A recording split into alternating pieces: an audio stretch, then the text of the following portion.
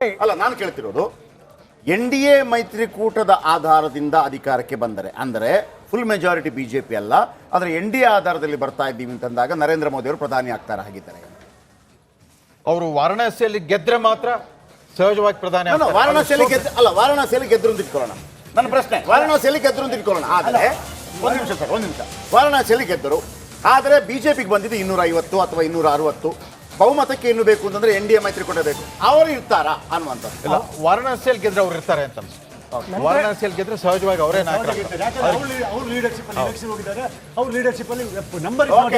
ಚಿಕ್ಕೋಡಿಯಲ್ಲಿ ಪ್ರಿಯಾಂಕಾಗೆ ಭಾರಿ ಮುನ್ನಡೆ ಅಂತೆ. 38,279 ಮತಗಳಿಂದ ಪ್ರಿಯಾಂಕಾ ಮುನ್ನಡೆಯನ್ನು ಕಾಯ್ದುಕೊಂಡಿದ್ದಾರೆ. ಚಿಕ್ಕೋಡಿಯಲ್ಲಿ ಪ್ರಿಯಾಂಕಾ ಗಾಂಧಿಗೆ ಭಾರಿ ಮುನ್ನಡೆ. ಪ್ರಿಯಾಂಕಾ ಜಾರಕಿಹೊಳಿ ಇನ್ನು ಜಮ್ಮು ಕಾಶ್ಮೀರದಲ್ಲಿ ಜಿದ್ದಾಜಿದ್ದಿನ ಫೈಟ್. NDA 2 ಕ್ಷೇತ್ರಗಳಲ್ಲಿ ಮುನ್ನಡೆ. 17ರಲ್ಲಿ ಬಿಜೆಪಿ ಮುನ್ನಡೆಯನ್ನು ಕಾಯ್ದುಕೊಂಡಿದೆ, 9ರಲ್ಲಿ ಕಾಂಗ್ರೆಸ್, 2ರಲ್ಲಿ JDS.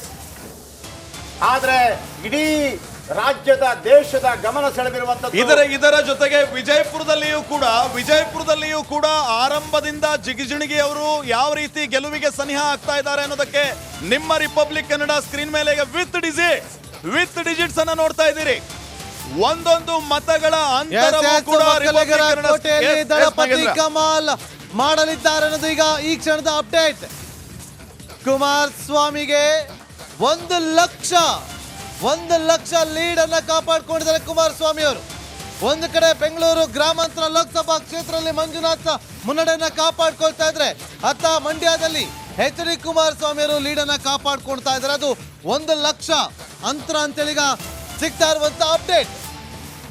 ಇದರ ಜೊತೆಗೆ ನಾವು ಗಮನಿಸಬೇಕಾಗಿರುವಂತದ್ದು ಉತ್ತರ ಕನ್ನಡದಲ್ಲಿ ನಡಿ ಈಗ ಶುರು ಮಾಡೋಣ. ಕೇಸರಿಯಿಂದ ಮನೋಲ್ಲಾಸ ಮನಸ್ಸು ಮತ್ತೇರಿ ಕುಣಿದಾಡಿದೆ ನೋಡು, ಮನಸ್ಸು ಮತ್ತೇರಿ ಕುಣಿದಾಡಿದೆ ನೋಡು. ವಿಶ್ವೇಶ್ವರ ಹೆಗಡೆ ಕಾಗೇರಿ ಜೊತೆಗೆ ಇನ್ನುಳಿದ ಕ್ಷೇತ್ರಗಳಲ್ಲಿ ಏನಾಗಬಹುದು ಅನ್ನೋ ಪ್ರಶ್ನೆ ಇದೆ. ಸೊ ಸದ್ಯಕ್ಕಿನ ಬೆಳವಣಿಗೆಯನ್ನ ಗಮನಿಸ್ತಾ ಇದ್ರೆ ರಾಜ್ಯದಲ್ಲಿ ಮತ್ತೆ ಕಮಲದ ಕಲರವ. ಕೋಲಾರದಲ್ಲಿ ಮಲ್ಲೇಶ್ಗೆ 78,572 ಮತಗಳಿಂದ ಲೀಡ್ ಲಭ್ಯವಾಗ್ತದಿರುವ ಈ ಕ್ಷಣದ ಬ್ರೇಕಿಂಗ್ ನ್ಯೂಸ್ ನೋಡಿ. ಕೋಲಾರದಲ್ಲಿ JDS ಅಭ್ಯರ್ಥಿ ಬೆಂಗಳೂರು ಸೆಂಟ್ರಲ್ PC ಮೋಹನ್, ಮನ್ಸೂರ್ ಅಲಿ ಖಾನ್ ಹಾಗೆ ಹಾಲಿ ಸಂಸದರಾದ PC ಮೋಹನ್ ನಡುವೆ ಜಿದ್ದಾಜಿದ್ದಿನ ಪೈಪೋಟಿ ನಡೀತಾ ಇದೆ. PC ಮೋಹನ್ ಹಾಗೆ ಮನ್ಸೂರ್ ಅಲಿ ಖಾನ್ ನಡುವೆ ಬೆಂಗಳೂರು ಸೆಂಟ್ರಲ್ ಬೀದರ್ನಲ್ಲಿ ಕೂಬಾ ಅವರಿಗೆ ಬಿಗ್ ಶಾಕ್. ಕೂಬಾ ಅವರಿಗೆ ಟಿಕೆಟ್ ಕೊಡಬೇಡಿ ಅಂತ ಹೇಳಿದ್ರು. ಇದೀಗ ಸಾಗರ್ ಖಂಡ್ರೆ ಮುನ್ನಡೆಯಲ್ಲಿದ್ದಾರೆ. ಇದರ ಜೊತೆಗೆ ಬೇರೆ ಕ್ಷೇತ್ರದ ಅಪ್ಡೇಟ್. ಹಾಸನದಲ್ಲಿ ಹಾವು ಏಣಿ ಆಟ ಆಗ್ಬೇಕಾ ಗೊತ್ತಿಲ್ಲ. ಜನರ ಮುಂದಿತ್ತು ಎಲ್ಲಾ ವಿಚಾರಗಳು. ಇನ್ಫ್ಯಾಕ್ಟ್ ಮತದಾನ ಪ್ರಕ್ರಿಯೆಗೆ ಮುಂಚೆನೆ ಗೊತ್ತಿತ್ತು ಹಾಸನದ ಜನರಿಗೆ. ಘಟನಾವಳಿ ನಡೆದು ಒಂದು 10 ದಿನಗಳ ನಂತರ ಏನಾದ್ರೂ ಚುನಾವಣೆ ಆಗಿದ್ದರೆ ರಿಸಲ್ಟ್ ಈಗ ಗೊತ್ತಾಗಿರ್ತಿತ್ತು. ಇಷ್ಟೊತ್ತಿಗೆ 6ನೇ ಸುತ್ತಿನ ಮತ ವೀಕ್ಷಕರ, ಬಹಳ ಮುಖ್ಯವಾಗಿ ದೇಶಾದ್ಯಂತ ನಡೀತಾ ಇರುವಂತಹ ಈ ಚುನಾವಣೆಯ ಮತ ಎಣಿಕೆ ಪ್ರಕ್ರಿಯೆ ಬಹಳ ಮುಖ್ಯವಾಗಿ ನೀವು ಗಮನಿಸಬೇಕು. ಮತ ಎಣಿಕೆ ಪ್ರಕ್ರಿಯೆ ಅಂದುಕೊಂಡಂಗೆ ಯಾವುದು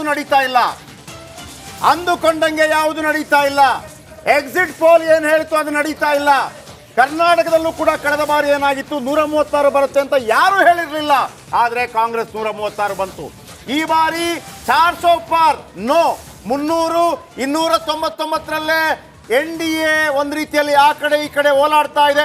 541 ಬಹುತೇಕ ಎಲ್ಲಾ ಕ್ಷೇತ್ರಗಳ ಮತ ಎಣಿಕೆಗಳಾಗ್ತಾ ಇದೆ. 28ರಲ್ಲಿ 8 ಕ್ಷೇತ್ರಗಳಲ್ಲಿ ಮಾತ್ರ ಕಾಂಗ್ರೆಸ್ ಮುನ್ನಡೆ. ಆದ್ರೆ ಇದನ್ನ ಮಾತ್ರ ಅಂತ ಕರಿಬಹುದಾ? ಯಾಕಂತಂದ್ರೆ ಕಳೆದ ಬಾರಿ ಕೇವಲ 1 ಕ್ಷೇತ್ರದಲ್ಲಿ ಮಾತ್ರ ಗೆದ್ದಿದ್ರು ಕಾಂಗ್ರೆಸ್ನ ಅಭ್ಯರ್ಥಿ DK ಸುರೇಶ್. ಆದ್ರೆ DK ಸುರೇಶ್ ಅವರ ಸ್ವಕ್ಷೇತ್ರದಲ್ಲಿ ಅವರಿಗೆ ಹಿನ್ನಡೆ. ಡಾಕ್ಟರ್ CN ಮಂಜುನಾಥ್ ಕನ್ಸಿಸ್ಟೆಂಟ್ ಆಗಿ ಮುನ್ನಡೆಯನ್ನ ಕಾಯ್ದುಕೊಂಡಿದ್ದಾರೆ. ಆದ್ರೆ ಒಂದು JDS ಹಂತದ ಚುನಾವಣೆ ಕಳೆದ ನಂತರ ನರೇಂದ್ರ ಮೋದಿ ಅವರ ಮಾತಿನ ವೈಖರಿ ಬದಲಾಗುವುದಕ್ಕೆ ಬಹುಶಃ ಈ ರೀತಿಯ ಒಂದು ಟ್ರೆಂಡ್ ಬಗ್ಗೆ ಒಂದು ಮಾಹಿತಿ ಸಿಕ್ಕಿರಬಹುದಾ? ಅದಾದ ನಂತರ ಬದಲಾವಣೆ ಆಗಿರ್ಬೋದು, ನೀವು ಕೂಡ ಹೇಳ್ಬೋದು. ಖಂಡಿತವಾಗಿಯೂ ಕೂಡ ಮಾತುಗಾರಿಕೆ ಆಕರ್ಷಕವಾಗಿ ಬರ್ತಾ ಬರ್ತಾ ಕರ್ಕಶ ಆಗ್ತಾವೆ. Okay. ಹೆಚ್ಚೆಚ್ಚು ಕರ್ಕಶ, ಒಂದು ಹತಾಶ ಭಾವನೆ ಕಾಣಕ್ಕೆ ಶುರು ಆಯಿತು, ಹೆಚ್ಚು ಸಿಟ್ಟು ಇರ್ತಾ ಇತ್ತು. ಅವಾಗಲೇ ಅನಿಸ್ತಾ ಅವ್ರಿಗೇನು ಆತಂಕ ಶುರು ಆಗಿಬಿಟ್ಟಿದೆ.